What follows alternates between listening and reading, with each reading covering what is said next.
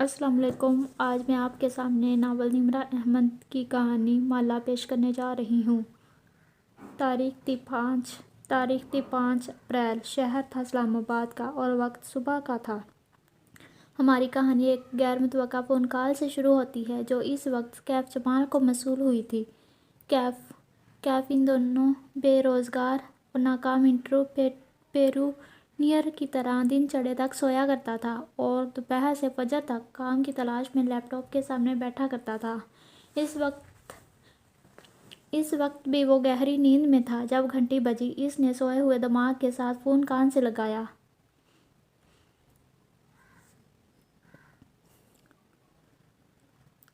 Number غیر شناسا تھا اور آواز خشک۔ کوئی ادھیڑ عمر مرد تھا جو اسے بتا رہا تھا کہ اس کا باس جو حال ہی میں برطانیہ سے آیا ہے اس سے ملنا چاہتا ہے۔ اس کے پاس کیف کے لیے ایک جاب آفر تھی۔ کون ہے آپ کے باس؟ وہ جمائی روکتے ہوئے اٹھ بیٹھا۔ آنکھیں مسلی وقت تھا۔ کون ہے آپ کا باس؟ وہ جمائی روکتے ہوئے اٹھ بیٹھا۔ آنکھیں مسلی وقت دیکھا۔ ماہر فرید۔ مگر میں کسی ماہر فرید کو نہیں جانتا۔ جان جاؤ گے۔ ادھیڑ عمر آدمی نے کال کاٹ دی۔ تقریباً 1.5 گھنٹے بعد کیف اوبرو میں سوار اس لوکیشن کی طرف جا رہا تھا جو اس نامعلوم شخص نے بھیجی تھی۔ راستے میں اس نے گوگل کا سہارا لے کر ماہر فرید کو کھوجنا چاہا۔ ویسے تو بہت سے لوگ تھے جو اس نام کے، لیکن انگلینڈ سے تعلق رکھنے والا ماہر فرید اسے ایک ہی ملا۔ اس کا کوئی سوشل میڈیا اکاؤنٹ نہیں تھا، بس ایک فیس بک گروپ میں اس کا تذکرہ نظر آیا جو کہ اس کی کاؤنٹی کی چند رہائشیوں کے کمنٹ کی شکل میں تھا۔ کیف دلچسپی سے پڑھ گیا۔ معلوم ہوتا تھا کہ ماہر فرید کسی معروف کاروباری شخصیت کا بیٹا تھا اور اس کو کوئی ذہنی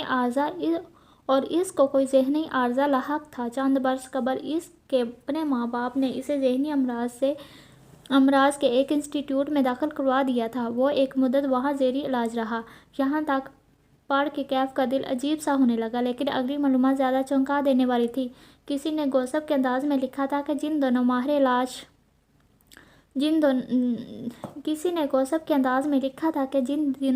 ماہر زیر علاج تھا اس کے باپ نے ماہر کو اپنی جائیداد سے بے دخل کرنے کا اعلان کر دیا تھا اور وہ سب کچھ اپنی بیٹی کے نام چھوڑنا چاہتے تھے۔ ابھی وصیت کو قانونی شکل نہیں دی گئی تھی جب ایک کار کریش میں اس کے والد کا انتقال ہو گیا۔ اس کی وفات کے بعد ماہر کی ماں اور بہن ملک چھوڑ کر چلے گئے اور نہ جانے کیسے، لیکن ماہر فرید کے ڈاکٹر نے اسے کلیئر قرار دے کر ڈسچارج کر دیا۔ یوں وہ واپس اپنے گھر آ گیا اور یقیناً اب وہ اپنے ماں باپ کے تمام اثاثوں کا مالک تھا۔ وہ خبر 2 برس پرانی تھی۔ کیف نے مزید سرچ کرنا چاہا لیکن اس کے علاوہ انٹرنیٹ پہ اس شخصیت کا کوئی نام و نشان تک نہ تھا۔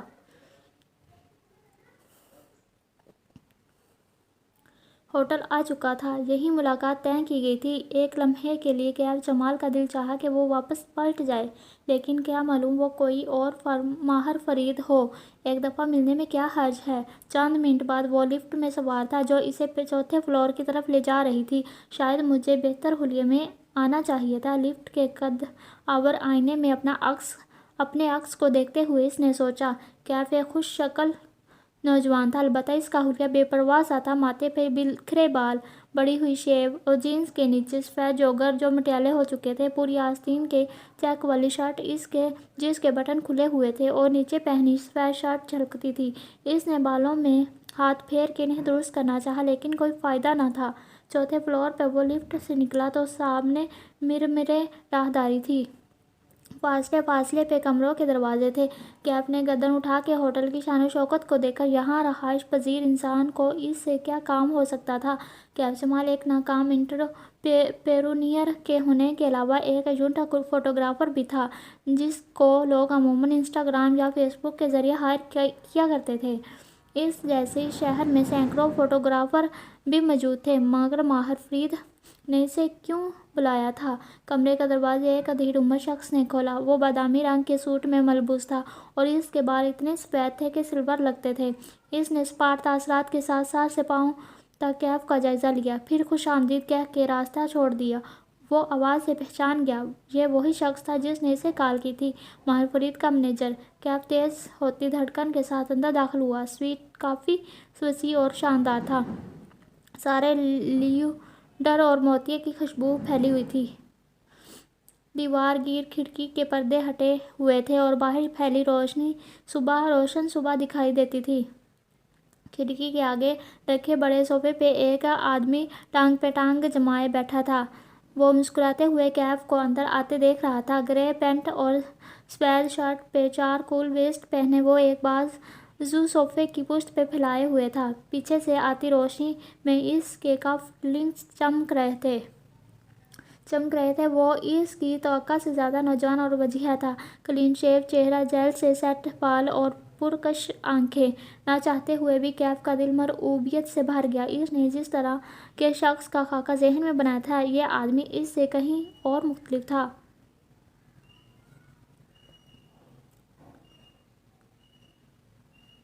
آؤ کیف، میں تمہارا ہی انتظار کر رہا تھا۔ بے تکلفی سے مسکرا کر ماہر فرید نے خالی صوفے کی طرف اشارہ کیا۔ ٹانگ پہ ٹانگ جما کے بیٹھنے سے ماہر کا ایک بوٹ فضا میں تھا۔ اس بوٹ کی سیاہ چمکیلی سطح پہ کیف کا عکس نظر آ رہا تھا۔ آپ یقیناً ماہر فرید ہیں، وہ سنجیدگی سے کہتے ہوئے بیٹھا۔ دونوں کے درمیان شیشے کی میز تھی، جس پر لیدر کور والی بھوری ڈائری رکھی تھی۔ کچھ تھا اس کمرے کی فضا میں جو اعصاب پر سوار ہوتا تھا۔ لیونڈر اور موتی کی خوشبو اب محسوس نہیں ہو رہی تھی۔ خاموش کمرے میں واحد آواز ماہر فرید کے ناخنوں سے آ رہی تھی، جنہیں وہ صوفے کی حد سے آہستہ رگڑ رہا تھا۔ کیف نے فیصلہ کر لیا تھا کہ وہ اس شخص کی امارت اور وجاہت کے رعب میں نہیں آئے گا۔ کھنکھار کے پوچھا، آپ مجھ سے کس سلسلے میں ملنا چاہتے تھے؟ تمہیں کیا لگتا ہے کہ میں تم سے کیوں ملنا چاہتا تھا؟ وہ اس کی آنکھوں میں جھانک کے پوچھنے لگا۔ میں ایک فوٹوگرافر ہوں۔ مجھے لوگ فوٹوگرافی کے لیے ہی بلاتے ہیں، اس نے سادگی سے جواب دیا۔ ماہر نے صوفے کی پشت سے بازو ہٹایا اور دونوں ہاتھ باہم پھنسا لیے۔ نظریں ہنوز اس کی آنکھوں پہ جمی تھیں۔ صرف فوٹوگرافر ہوں؟ اس نے دائیں سے بائیں گردن ہلائی۔ تم ایک انٹرپرینیور بھی ہو، ناکام انٹرپرینیور۔ تم نے اپنا بزنس شروع کیا تھا، بلکہ ایک نہیں، تم نے بہت سے کام شروع کر دیے تھے، بہت سی نوکریاں بھی کی۔ کیف نے چونک کر اس کو دیکھا، پھر مینیجر کو۔ یہ بات غیر متوقع تھی۔ اس کے ابرو اکٹھے ہوئے۔ آپ میرے بارے میں اتنا کچھ کیسے جانتے ہیں؟ زیادہ نہیں جانتا، ماہر پیچھے کو ہوا اور کندھے پہ پروائی سے اچکائے ناخن پھر سے صوفے کے ہاتھ سے رگڑنے لگا۔ بس اتنا معلوم ہے، تمہارا آخری کاروبار نہ صرف ناکام ہوا، بلکہ اس نے تمہیں بہت سے قرضوں میں ڈبو دیا۔ اب حال یہ ہے تمہارا کیف کہ جن لوگوں کے پیسے تم نے ڈبوئے تھے، وہ تمہاری جان کو آئے ہوئے ہیں۔ ان میں سے ایک تمہاری بہن کا شوہر بھی ہے۔ تمہاری لائف اس بات سے کتنی متاثر ہو رہی ہے؟ تمہاری فیملی لائف اس بات سے کتنی متاثر ہو رہی ہوگی؟ میں سمجھ سکتا ہوں۔ کیف کے ماتھے پہ شکن پڑی، جسم کے سارے اعصاب تن سے گئے۔ آپ لوگ مجھ سے کیا چاہتے ہیں؟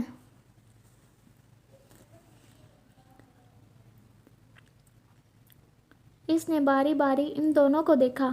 میں تمہاری مدد کرنا چاہتا ہوں۔ ماہر فرید اس کی آنکھوں میں جھانک کے مسکرایا۔ اسے انٹرنیٹ پہ پڑھی باتیں یاد آئیں۔ کیا یہ کسی سائیکوپیتھ کی آنکھیں تھیں؟ کیسے؟ وہ پوچھنا چاہتا تھا کیوں، لیکن منہ سے کیسے پھسل گیا۔ وہ مدد کے لیے اتنا بے تاب تھا۔ میرے پاس تمہارے لیے ایک جاب ہے۔ کیف کے اندر کسی نے سرگوشی کی۔ ابھی وقت ہے، یہاں سے بھاگ جاؤ کیف، ورنہ تم کسی مصیبت میں پھنس جاؤ گے۔ لیکن وہ نہیں بھاگ سکا۔ مجبوریاں نے اس کے قدم زنجیر کر رکھے تھے۔ اسے اس پراسرار شخص کی آفر سننی تھی۔ اگر تم چند ماہ تک میرے لیے کام کرو تو میں تمہارے سارے قرضے بھی اتروا دوں گا، اور اگر تم کاروبار کرنا چاہو تو اس کو سیٹ کرنے میں تمہاری مدد بھی کروں گا۔ یہ میرے لیے کچھ مشکل نہیں ہے۔ اتنا تو تم میرے بارے میں جان چکے ہوگے۔ اس کے لہجے میں ہمدردی بھی کیف کو مصنوعی لگی۔ کچھ ناقابل اعتبار سا تھا اس شخص کے بارے میں۔ مجھے کیا کرنا ہوگا؟ ماہر فرید کے چہرے پہ بھرپور مسکراہٹ آ گئی۔ اس نے ایک گہری سانس باہر کو خارج کی۔ بالآخر اس نے میز پہ رکھی بھورے لیدر کور کی ڈائری اٹھائی۔ 2 انگلیوں سے ڈائری کے اندر ایک تصویر نکال لی اور سامنے رکھی۔ کیف نے نظریں جھکا کے دیکھا۔ وہ ایک لڑکی کی تصویر تھی، چہرے کا کلوز اپ۔ وہ مسکرا رہی تھی، اس کی آنکھیں سبز تھیں اور بھورے بال ڈھیلے جوڑے میں بندھے تھے۔ وہ ایک بے داغ شفاف سا چہرہ تھا۔ ایسے چہرے انسان ہر روز نہیں دیکھتا۔ تم اس لڑکی کو جانتے ہو؟ کیف نے نفی میں گردن ہلائی۔ یہ تمہاری کزن سفارہ کی دوست ہے۔ اوکے، کیف نے الجھ کے اسے دیکھا۔ سفارہ اس کی امیر سیکنڈ کزن تھی۔ مہینوں بعد اس سے ملاقات ہوا کرتی اور اس میں بھی سفارہ اس کو اسٹیبلش ہونے کی لیکچر دیتی۔ تنگ آ کے اس نے سفارہ کی فیملی سے ملنا چھوڑ دیا۔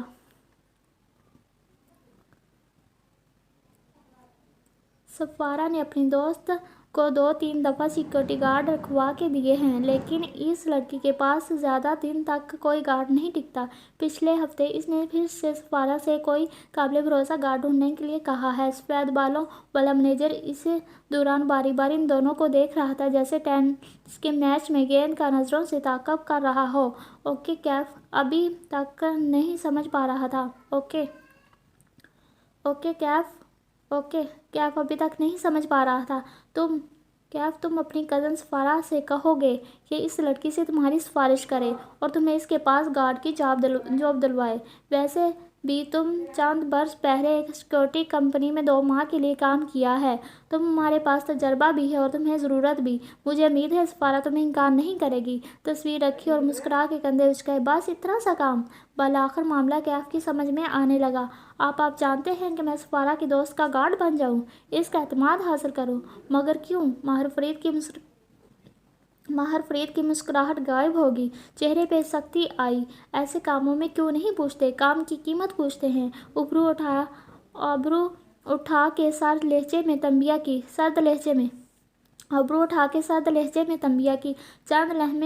چند لمحے کے لیے سٹنگ روم میں سناٹا سا چھا گیا۔ ساری خوشبوئیں مر گئیں۔ اب صرف ایک احساس یرغمالی تھا۔ دیکھیے، وہ قدر دھیمے لہجے میں بولا، مجھے اتنا تو بتائیے کہ مجھے اس کے پاس جاب کر کے کیا کرنا ہے؟ میرا مقصد کیا ہوگا؟ میں کوئی برا انسان نہیں ہوں۔ ٹھیک ہے، میرے مسئلے ہیں، لیکن میں کچھ غلط نہیں کرنا چاہتا۔ ماہر فرید نے بد مزہ ہو کے مینیجر کو دیکھا۔ بہت بولتا ہے یہ۔ مینیجر نے ہلکے سے شانے اچکا دیے، پھر کوٹ کی جیب سے ایک پرچی نکال کے کیف کے سامنے رکھی۔ اس پہ ایک رقم درج تھی۔ کیف نے رقم کے ہندسے پڑھے، پھر صفر گنے۔ 1 بار 2 بار۔ اس کی آنکھیں تعجب سے پھیلیں۔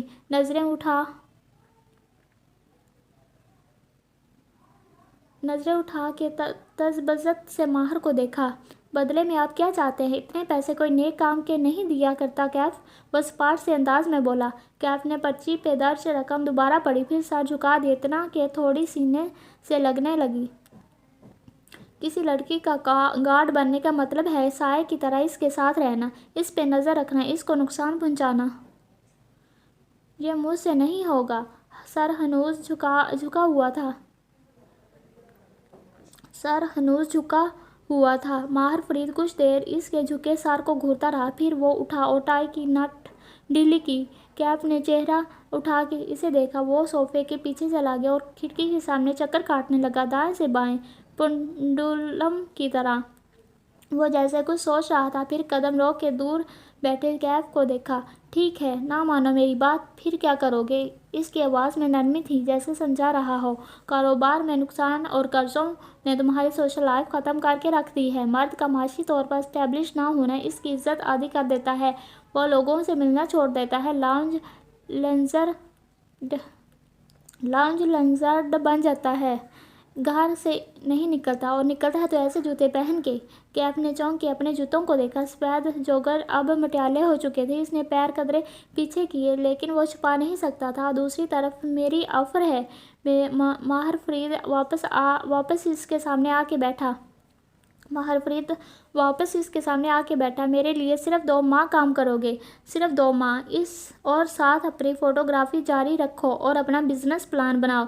2 ماہ ختم ہوتے ہی میں تمہارا بزنس خود سیٹ کروا دوں گا۔ مارکیٹنگ، نیٹ ورکنگ میری ٹیم سب کر لے گی۔ صرف 2 ماہ۔ وکٹری کی 2 انگلیاں بنا کے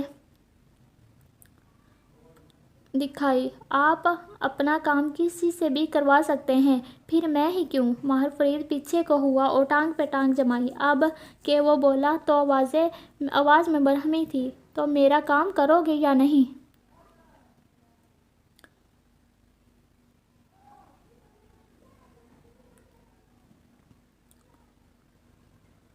کیف جمال کا چہرہ ہلکا سا سرخ ہوا۔ اوہ، آپ جلدی میں ہیں؟ اگر میں جا کے سپارہ کو بتا دوں کہ کوئی اس کی دوست کی کوسٹالک کرنے کی کوشش کر رہا ہے تو؟ وہ کیف کو چند ثانیے دیکھتا رہا، پھر ایک دم سے ہنس پڑا اور نفی میں سر ہلایا۔ تم یہ نہیں کرو گے؟ یہ کہتے ہوئے اس نے تصویر اٹھائی۔ کیف کو تصویر کی پشت نظر آئی۔ وہاں کچھ لکھا تھا، 5 الفاظ۔ آپ کو کیسے معلوم کہ میں یہ نہیں کروں گا؟ وہ متعجب ہوا۔ ماہر فرید نے جواب نہیں دیا۔ اس نے لیدر ڈائری کھولی۔ کیف کی نظریں نیچے جھکیں۔ وہ جسے ڈائری سمجھ رہا تھا وہ دراصل فوٹو البم تھی۔ اگلے ہی لمحے اس کا سانس رک گیا۔ پہلے صفحے پہ اوپر نیچے دو تصاویر تھیں۔ اوپری تصویر ایک سیاہ بالوں والی لڑکی کی تھی۔ وہ اس میں مسکرا رہی تھی۔ نچلی تصویر اسی لڑکی کی تھی، لیکن اس کی آنکھیں نیل تھیں، پیشانی زخمی تھی اور پلکیں بند تھیں۔ وہ شاید لاش کی تصویر تھی۔ وہ آہستہ آہستہ صفحے پلٹنے لگا اور ہر صفحے پہ اوپر ایک لڑکی کی زندگی سے بھرپور تصویر ہوتی اور نیچے زخمی لاش جیسی تصویریں مختلف لڑکیوں کی تھیں۔ اس نے چھٹا صفحہ پلٹا تو وہ خالی تھا۔ اس نے اوپری خانے سے سبز آنکھوں والی لڑکی کی تصویر ڈال دی۔ نیچے جگہ ابھی خالی تھی۔ کیف اپنی جگہ سے ہل نہیں سکا۔ اطراف میں ساری خوشبوئیں دم توڑ گئی تھیں۔ اب صرف کافور کی بو تھی جو اندر باہر پھیلی تھی۔ ماہر فرید نے کھلی ہوئی البم پرے دھکیلی اور نظریں اٹھا کے کیف کو دیکھا۔ پھر اس نے 2 فقرے بولے۔ وہ 2 فقرے اس کی ساری گفتگو پہ بھاری تھے۔ کیف جمال نے رکی سانس خارج کی، پرچی پہ لکھے صفر گنے اور اس کے قرضے اتارنے کے لیے کافی تھے اور ان 2 فقروں کے بعد اس کے پاس انکار کی گنجائش نہیں تھی۔ صرف 2 ماہ کے لیے یہ وہ کام کر سکتا تھا۔ میں تیار ہوں۔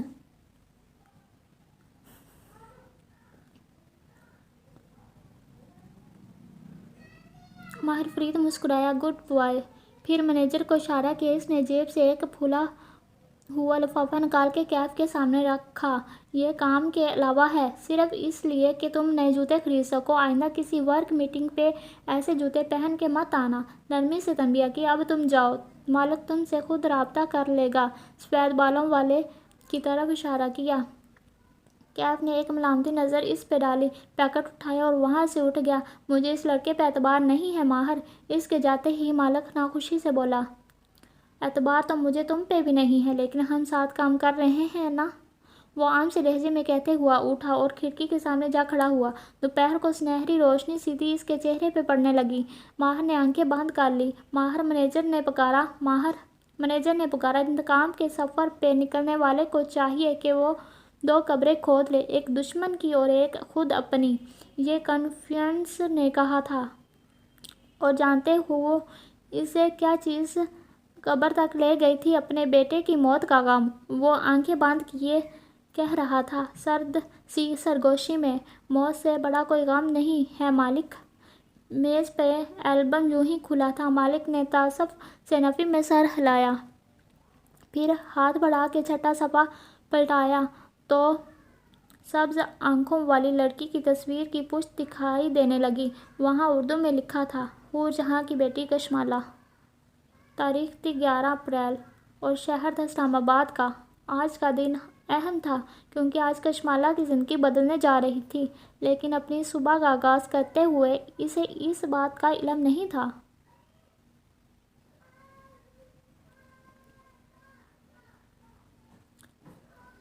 کسی کو بھی نہیں ہوتا۔ وہ بیڈ روم میں آئینے کے سامنے کھڑی کانوں میں ٹوپس پہن رہی تھی جب موبائل کی مخصوص ٹون بجی۔ وہ مسکرا دی۔ یقیناً ماں کا فیملی گروپ سے میسج آیا ہوگا، وہ بھی گڈ مارننگ کا۔ ماں ایک ہی میسج اپنے تینوں بچوں کو فیملی گروپ اور پرسنل چیٹ پہ الگ الگ بھیجتی تھی۔ اس نے ٹاپس پہن کے موبائل اٹھایا اور میسج کھولا۔ ماں نے گڈ مارننگ کے ساتھ پوچھا تھا کہ کیا وہ ویک اینڈ پہ ایزا کی شادی کے لیے لاہور آئے گی؟ کل بتاؤں گی ماں، اس نے مبہم سا جواب دیا۔ یہاں ریستوران میں اتنے بڑے کام پڑے تھے، وہ کیسے جائے گی لاہور؟ وہ کل معذرت کر لے گی۔ اپنی تیاری مکمل کر کے اس نے سر سے پیر تک آئینے میں اپنا جائزہ لیا۔ اس نے نیوی بلیو لمبی قمیص کے ساتھ ہم رنگ دوپٹہ کندھے پہ ڈال رکھا تھا۔ بین گلے سے گردن میں پہنا ننھا سا ڈائمنڈ لاکٹ جھلک رہا تھا۔ پیروں میں زرد ہائی ہیلز تھی۔ لمبے بھورے بال فرنٹ چوڑے میں بندھے تھے۔ بیضوئی چہرہ گلابی سفید سا تھا جیسے موما پٹھان لڑکیوں کا ہوتا ہے، اور آنکھیں سبز تھیں جن کے گرد لائنز لگا تھا جیسے سیاہ پیالے میں سبز پانی ہو۔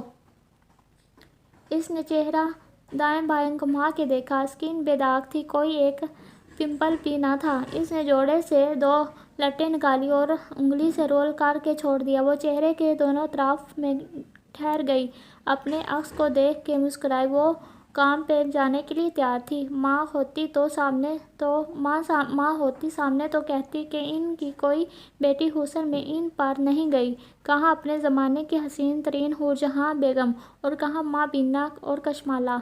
ایک تو ماں کی ججمنٹل آواز ہمیشہ ذہن کی پس منظر میں گونجتی تھی، چاہے سارا زمانہ کہے کہ ماہی اور مالا جیسے حسین کوئی نہ تھا۔ ماں نے نہیں ماننا تھا۔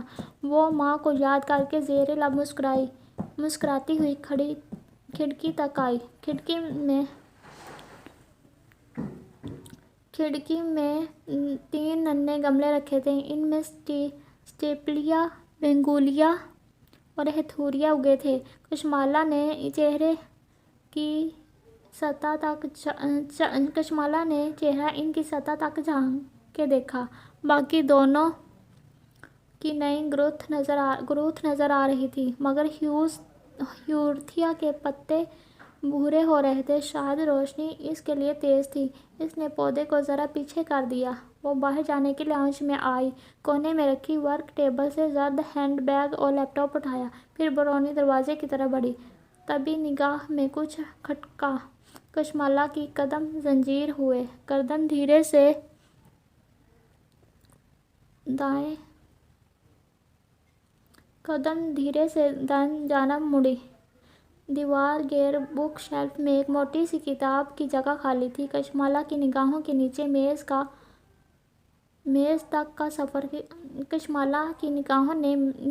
تک کا سفر کیا۔ وہاں ایک دی بیز ڈکشنری رکھی تھی۔ یہ شیلف سے نیچے کیسے آئی؟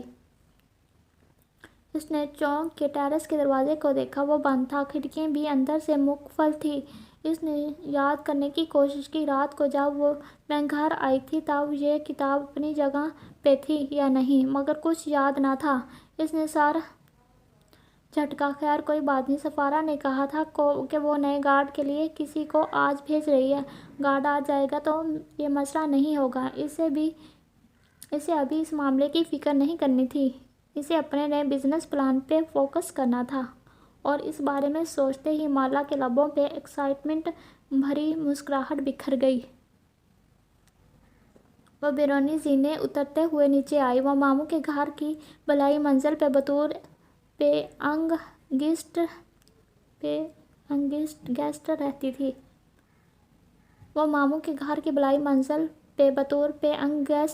تھی۔ ماموں، ممانی اور ان کی فیملی نیچے رہتے تھے۔ دونوں کی ملاقات ہفتوں بعد ہوا کرتی تھی۔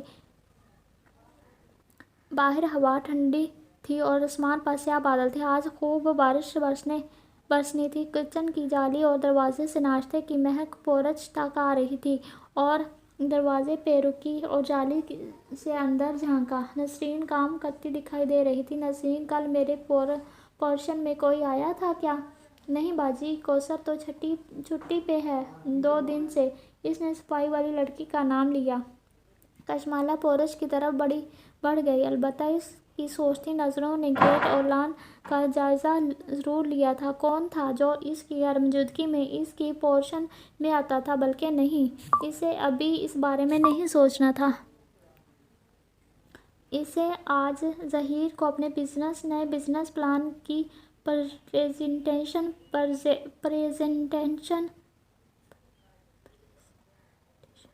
پریزنٹیشن دینی تھی۔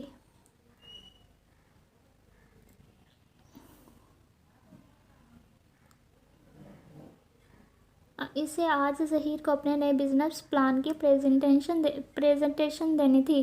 اسے اپنی توانائی برقرار رکھنی تھی۔ ظہیر اس کا کلاس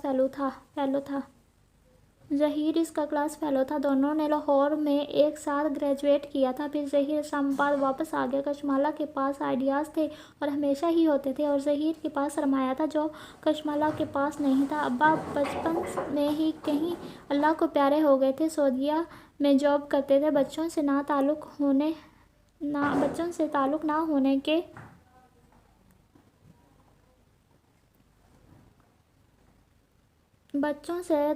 ہونے کے برابر تھا۔ 4 سدہ میں ان کی زمینیں اور باغ تھے۔ ابا کی وفات کے بعد امی نے کبھی نوکری نہیں کی، صرف حساب کتاب کیے، زمینوں اور ٹھیکوں کے رجسٹر سنبھالے۔